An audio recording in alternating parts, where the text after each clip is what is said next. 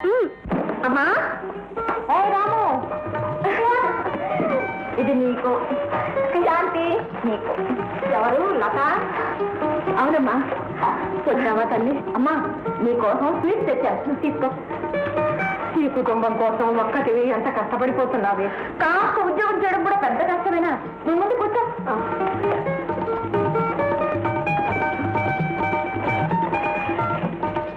ఏదో అన్ని ఉద్యోగాలు లాంటిదైతే అనుకోవటం ఎందుకమ్మా? ఎవరైనా ఉద్యోగానికి పొద్దున వెళ్తారు, సాయంత్రం వస్తారు. మరి నువ్వేమో రోజులకు రోజులే రావాయి. అమ్మా ఇంతకీ నువ్వు చేసే ఉద్యోగం ఏమిట్రా? అదమ్మా అదొకలాంటి ఉద్యోగం అమ్మా. అంటే ఇవాళ ఊరు పంపిస్తారు, రేపు ఇంకొక ఊరు, అలాగే ఊళ్ళు తిరుగుతూ ఉండాలి. అదే కదమ్మా నేను అనేది. అసలు ఆడపిల్లలు ఉద్యోగానికి పంపడమే మన కుటుంబాల్లో అలవాట్లేదు. అలాంటిది ఒంటరిగా నువ్వు ఊళ్ళు తిరుగుతున్నావంటే వద్దమ్మా. నా మాట విని అసలు ఉద్యోగమే మాని. చేరడమే కానీ మానడం మన చేతుల్లో లేదు.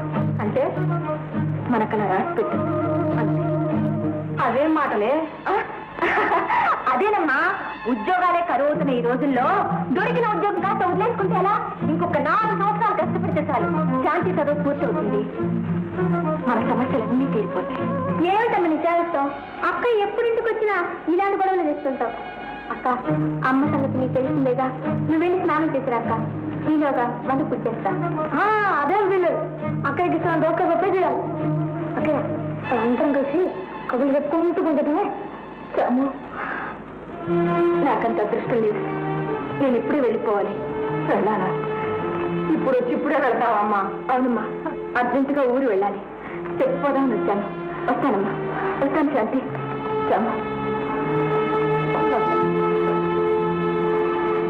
ఉద్యోగం అని ఉంటుంది.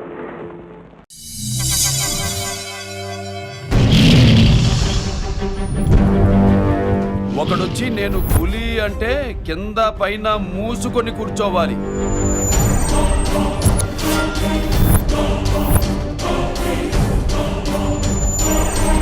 నేను చెయ్యి చాచినప్పుడే సెకండ్ ఇవ్వు.